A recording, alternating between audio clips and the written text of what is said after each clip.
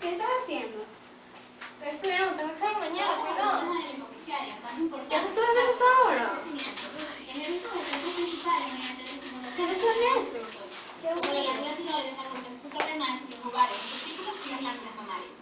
La función de cada una de estas hormonas hipofisarias. Valeria, Valeria, ¿Qué? ¿no nos estás viendo en el video? Claro que sí. Claro que no. ¿Qué es la hormona de crecimiento? No sé. La hormona de crecimiento es la hormona somatotropa o somatotropina. ¿Qué? Somatotropa o somatotropina, ya que la hormona de crecimiento viene de esta célula. Ah, ok, ya entendí. Es una molécula pequeña de 191 aminoácidos en una sola cadena y tiene como eje fundamental el hipotálamo, el hipófisis y el hígado. Ejerce su efecto directo sobre todos los tejidos. Bueno, casi todos, hay algunos en que no. También es de suma importancia para el aumento de la célula porque aún favorece la mitosis y también participa en la diferenciación y proliferación celular, como por ejemplo el crecimiento óseo de la célula. Principalmente la hormona de crecimiento la podemos encontrar en la sangre, pero la que se encuentra en mayor expresión en un 75% circulante es la hormona de crecimiento de 191 aminoácidos. La hormona de crecimiento también actúa de manera endocrina, autocrina y paracrina. Juega un papel fundamental en el proceso de regulación de los genes que participan en el crecimiento, en la diferenciación y en el metabolismo. El crecimiento de esta hormona es somático. Sin embargo, al terminar dicho crecimiento, también puede aportar ayuda de manera endocrina en los procesos de metabolismo nutricional y de manera autocrina y paracrina en los procesos de proliferación y diferenciación celular. Esta hormona cuenta con grandes características generales, pero también tiene grandes características específicas en el proceso metabólico. ¿Me lo pueden explicar por parte? Claro, es muy sencillo. Una de las principales funciones es que la hormona de crecimiento actúa en el depósito de las proteínas en los tejidos y esto hace que facilite la entrada de aminoácidos a la célula. Al aumentar la concentración de aminoácidos intracelular, aumenta la síntesis de proteínas. También trabaja en la transducción del ARN, lo que hace que los ribosomas del citoplasma aumenten el número de proteínas. También, de igual manera, aumenta la transducción del ADN para formar ARN. Esto ocurre en un periodo de 24 a 48 horas. Esto favorece la síntesis de proteínas y el crecimiento. Claro, si se cuenta con la cantidad perfecta de energía. También tienes que tener vitaminas, aminoácidos y otras sustancias. De igual forma, al aumentar la síntesis proteica, se disminuye la degradación de proteína celular. Esto explica por qué la gran cantidad de movimiento de ácido graso dentro del tejido adiposo. Recuerda que esto permite que abastezcan de energía a las células, por lo cual la hormona de crecimiento se conoce como un gran ahorrador de energía.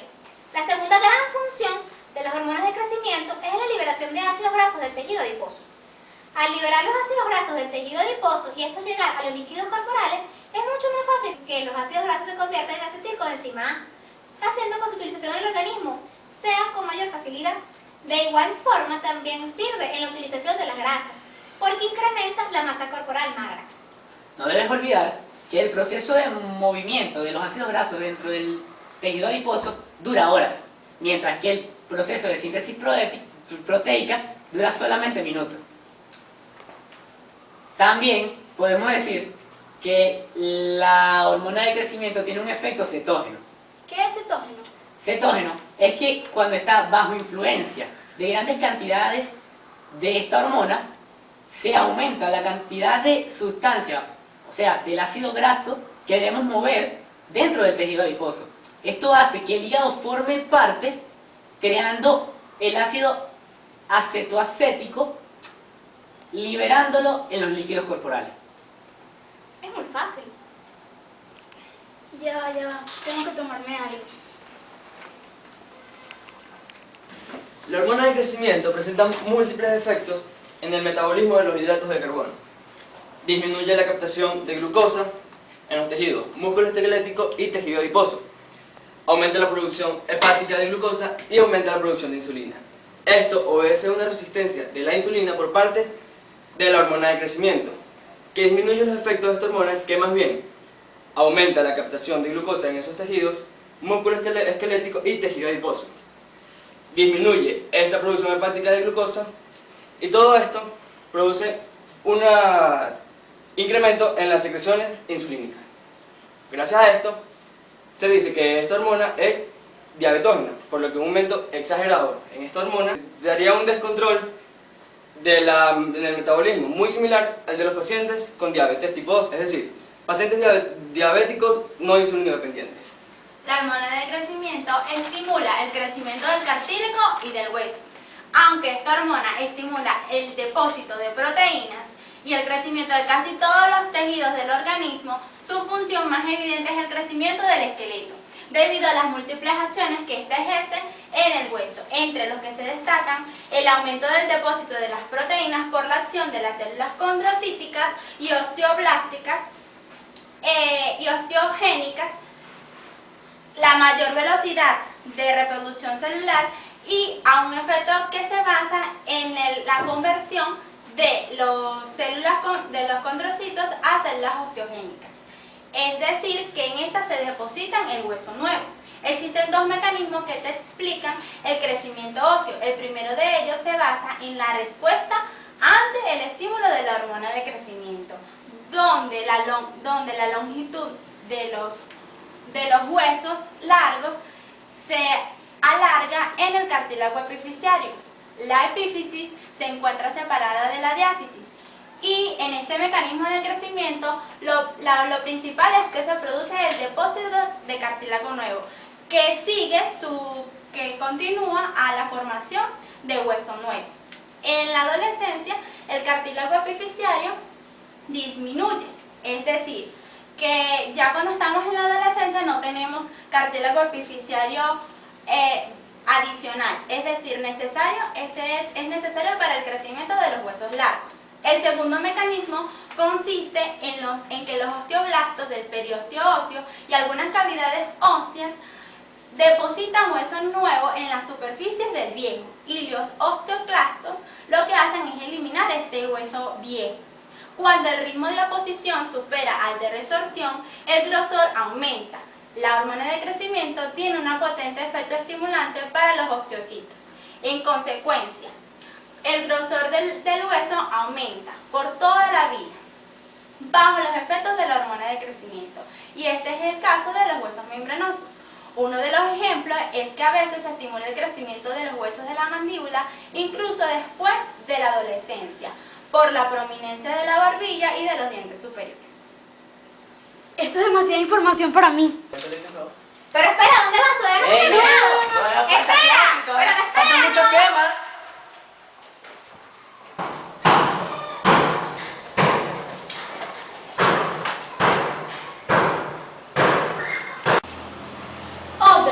Sí, yo te vengo a hablar sobre la somatomedina, que son factores polipeptídicos secretados por el riñón y por los tejidos. Los efectos de la GH en el crecimiento, el cartílago y el metabolismo de proteínas tienen una relación y tienen que ver con las somatomedinas, que son los principales en la circulación y tal vez los únicos en los seres humanos, como son el factor de crecimiento similar a la insulina 1, que es la IGF-1, o la somatomedina C, y los factores de crecimiento a la insulina tipo 2, que es la IGF-2. Ellos tienen una relación similar a la insulina, tienen una relación con la insulina, solo que en las cadenas C no están separadas y tienen una extensión con las cadenas A que se llama dominio D. Otro miembro de esta familia de hormonas es la relaxina, que son dos en los seres humanos isoformas afines semejantes a la AGF2. En el cerebro humano tenemos identificados variables o variantes de la IGF-1 que son similares, ya que en el grupo amino no hay 3 residuos de aminoácidos. Igual pasa con la IGF-2, que hay una similitud, una semejanza. En el cartílago, en el riñón y en los tejidos hay ARN mensajero, que son ácidos ribonucleicos. Ellos están en los tejidos y eso no quiere decir que ellos no quieren decir que sintetizan el IGF de cualquiera, el tipo 1 o el tipo 2. También podemos observar 6 proteínas, donde la número 3 es la que es más abundante, ya que el 95% de ellas son fijadoras. Ok, ya entendí sobre la somatonomía. No, es somatomerina. Ok, somatonomía. Te falta lo más importante. Te falta saber acerca del mecanismo de acción de las hormonas del crecimiento. Te explico. Una molécula de hormona del crecimiento debe unirse a dos moléculas del receptor para así formar un complejo hormona-receptor. La dimerización consiste en que un receptor se une al sitio 1 de la hormona y el segundo receptor se une al sitio 2 de la misma hormona. Este tipo de unión es importante ya que el efecto máximo de la hormona del crecimiento se realiza bajo pocas concentraciones, ya que una elevada concentración de hormona del crecimiento en el tejido diana va a evitar la dimerización del receptor. Entonces, si no hay dimerización, la acción biológica en el tejido no va a ocurrir. Luego de que la hormona se une al receptor, el primer paso en la transducción de la señal es la activación del JAK2 quinasa Janus 2, una tirosinquinasa que está físicamente acoplada al receptor y luego de que hace un cambio conformacional debido a la unión de la hormona. Esta JAK2 fosforila el receptor y también fosforila una cantidad de proteínas intercelulares, como lo son los MAP quinasas, que son proteínas quinasas activadas por mitógenos, los STAT 1, 3 y 5, que son transductores de señal y activadores de la transcripción, y los sustratos 1 y 2 del receptor de insulina, IRS 1 y 2, que ellos van a favorecer la entrada de glucosa a la célula. También se sabe que hay otras vías que dependen de segundos mensajeros que dependen de la proteína quinasa C y ella va a aumentar la concentración de calcio intracelular. Además de esto, hay otro mecanismo de la hormona del crecimiento.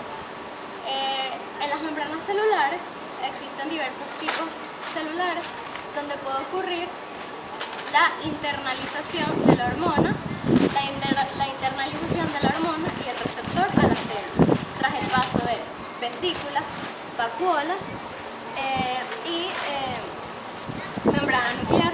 Esta translocación del núcleo de la hormona y el receptor solamente se realiza cuando ellos están acoplados y para eso se requiere de la activación de los STAT y JAK2, ya que estas proteínas son muy importantes factores de transcripción que al entrar al núcleo se ligan con el ADN a elementos de respuestas específicos y regulan la transcripción de una serie de genes modulares. Entonces, concretamente, la unión hormona-receptor se realiza en los aminoácidos 294 y 454. Ok, ya entendí. ¿Cómo quiero ir a jugar? Otras. Todavía te falta saber algunas cosas más. La secreción de GH se ve sometida a un control doble por el hipotálamo. El hipotálamo estimula la secreción principal a través de un péptido llamado hormona liberadora, hormona de crecimiento GHRH. ¿Sabes que esta hormona forma parte de la familia del péptido intestinal vasoactivo o el PIP? Ella se procesa a partir de un péptido de 44 aminoácidos que posee en su extremo un carboxiterminal aminadado. Y entonces ella se va a formar a partir de una prohormona de tamaño mucho más grande. La GHRH potencia la secreción de GH y la expresión del gen de la GH.